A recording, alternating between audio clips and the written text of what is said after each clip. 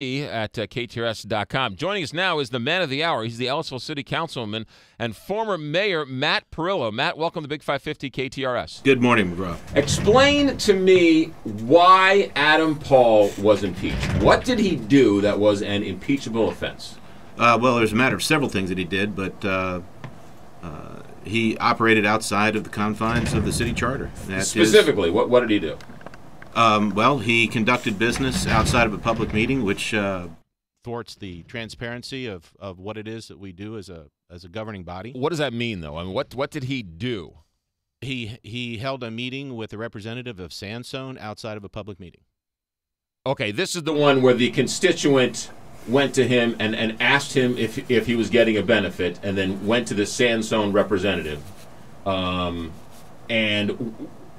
explain to me why that is, again, why is that an impeachable offense? It's impeachable because the city charter specifically and exclusively calls out and says that it's not supposed to be done.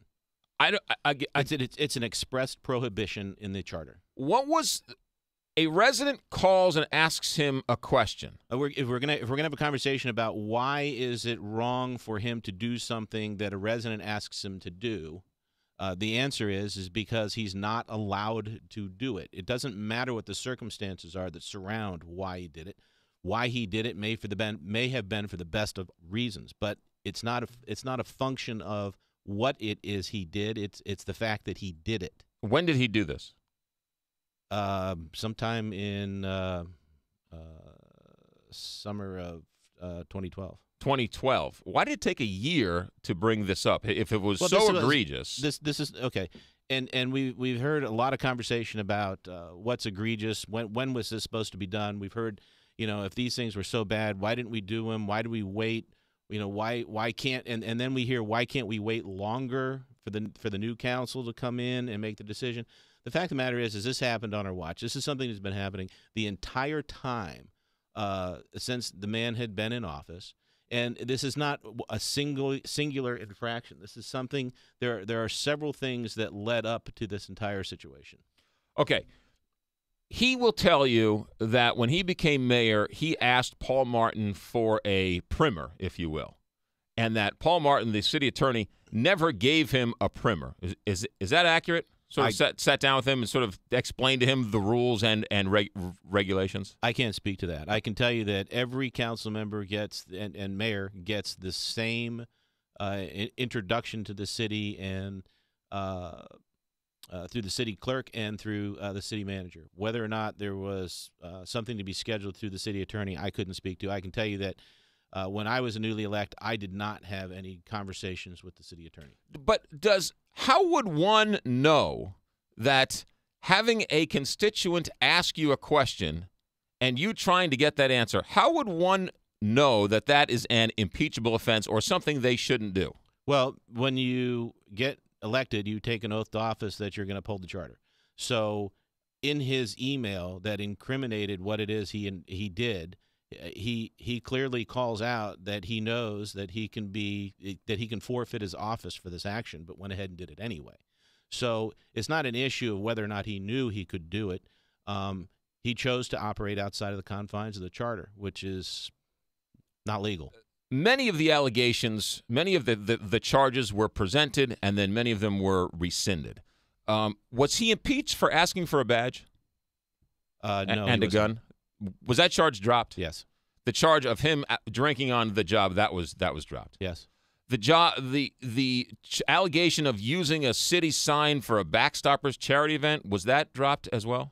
I believe so. Okay. So outside of this one incident where he gave confidential information, which was if the constituent who was being displaced gets compensation, doesn't sound like it's, he's breaking any it's no real inside information. You would agree with that, right? Yes. Okay. So it's a technicality, but it's really who was harmed by this resident finding out this information. Well, I don't know if you call it a technicality. It's against the law.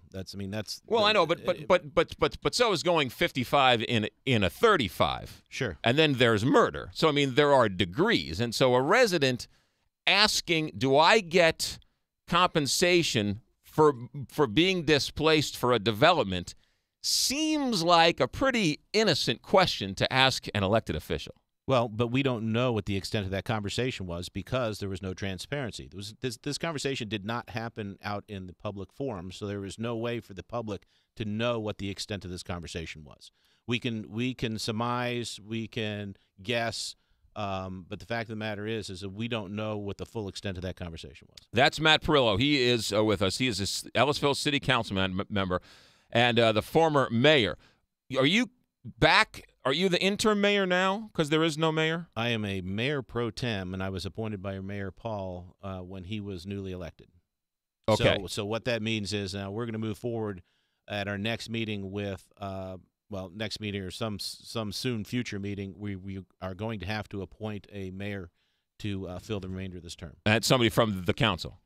No, it can be anybody at large. Anybody. You could name me mayor of Ellisville if you wanted to. Are you throwing your name in the hat? No, I'm not. Do you have to be a resident of Ellisville? Yes, you do. You have to be a resident of Ellisville. And forgive me, McGraw, but I don't know where you live. That's all right. I live in downtown St. Louis, which actually makes the politics of Ellisville look somewhat normal, actually, believe it or not. If you say so. Ellisville City Council member Matt Pirrello. Matt, hold on. We got to take a quick break. Traffic and weather sports. More with him in a moment on the Big 550 KTRS.